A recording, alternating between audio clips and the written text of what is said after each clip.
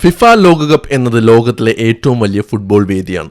പക്ഷേ ഈ വർഷം ലോകകപ്പിൽ ഏറ്റവും കൂടുതൽ ചർച്ചയായ ടീം ആരാണെന്ന് ചോദിച്ചാൽ പലരും ബ്രസീൽ, അർജന്റീന, ഫ്രാൻസ് എന്നിവ പറയും. എന്നാൽ ലോകം മറക്കാൻ സാധ്യതയില്ലാത്ത മറ്റൊരു ടീം ഉണ്ടായിരുന്നു. അത് ഇറാനാണ്. കാരണം അവർ ഫുട്ബോൾ കളിക്കാൻ മാത്രമല്ല ലോകകപ്പിലെത്തിയത്. സ്വന്തം രാജ്യത്തെ രാഷ്ട്രീയ പ്രതിസന്ധിയും യുദ്ധഭീഷണിയും വിസ പ്രശ്നങ്ങളും യാത്രാ ബുദ്ധിമുട്ടുകളും മാനസിക സമ്മർദ്ദങ്ങളും എല്ലാം തരണം ചെയ്താണ് അവർ കളത്തിലിറങ്ങിയത്. ഒടുവിൽ ഒരു മത്സരം പോലും തോൽക്കാതെ തന്നെ ലോകകപ്പിൽ നിന്ന് പുറത്താകേണ്ടി വന്നത് അവരുടെ ആരാധകരെ കണ്ണീരിലാഴ്ത്തി. ഇറാന്റെ ലോകകപ്പ് യാത്ര തുടങ്ങും മുമ്പേ പ്രതിസന്ധികളായിരുന്നു.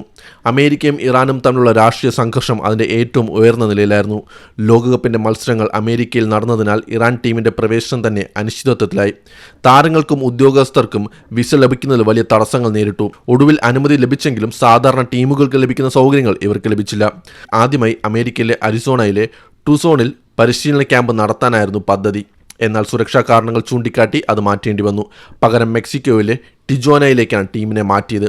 അവിടെ നിന്നാണ് ഓരോ മത്സരത്തിനും അമേരിക്കയിലേക്ക് അതിർത്തി കടന്ന് യാത്ര ചെയ്യേണ്ടി വന്നത്.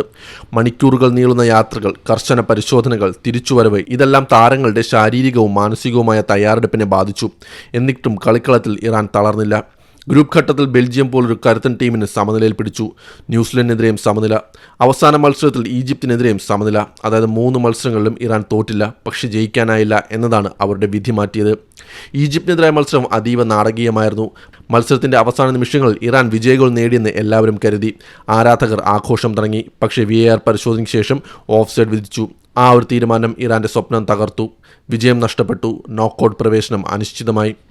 അതിനുശേഷം മറ്റൊരു മത്സരഫലമാണ് ഇറാന്റെ വിധി നിർണ്ണയിച്ചത്. ഓസ്ട്രിയയും അൾജീരിയയും തമ്മിലുള്ള മത്സരത്തിൽ അവസാന നിമിഷം വരെ ഫലം മാറിമറിഞ്ഞു.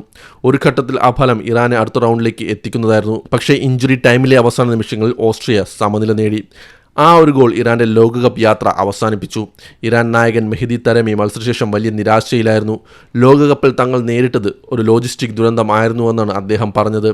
താരങ്ങൾക്ക് വിശ്രമമില്ല, തുടർച്ചയായ യാത്ര, സാധാരണ പരിശീലന സൗകര്യങ്ങളില്ല. ഇങ്ങനൊരു സാഹചര്യത്തിൽ കളിക്കേണ്ടി വന്നുവെന്ന് അദ്ദേഹം തുറന്നു പറഞ്ഞു. പരിശീലകൻ അമീർ ഖനോയിയും കടുത്ത വിമർശനം ഉന്നയിച്ചു. ഞങ്ങളെ വളരെ അന്യായമായി കൈകാര്യം ചെയ്തു. മറ്റു ടീമുകൾക്ക് ലഭിച്ച പരിഗണന ഞങ്ങൾക്ക് ലഭിച്ചില്ല. ഫിഫ ഇടപെട്ടില്ല. ഇതാണ് അദ്ദേഹത്തിൻ്റെ പ്രധാന ആരോപണം.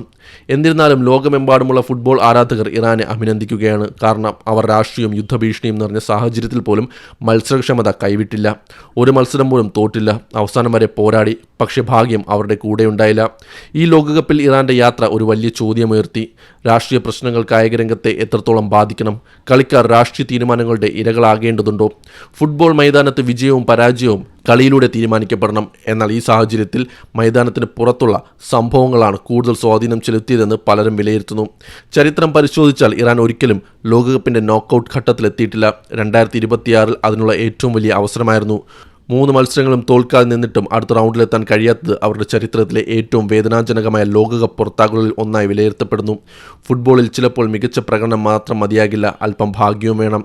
ഇറാൻ ആ ഭാഗ്യം ഇത്തവണ ലഭിച്ചില്ല. എന്നാൽ പോരാട്ട വീര്യവും ആത്മവിശ്വാസവും കൊണ്ട് അവർ ലോകമെമ്പാടുമുള്ള ആരാധകരുടെ ബഹുമാനം നേടി.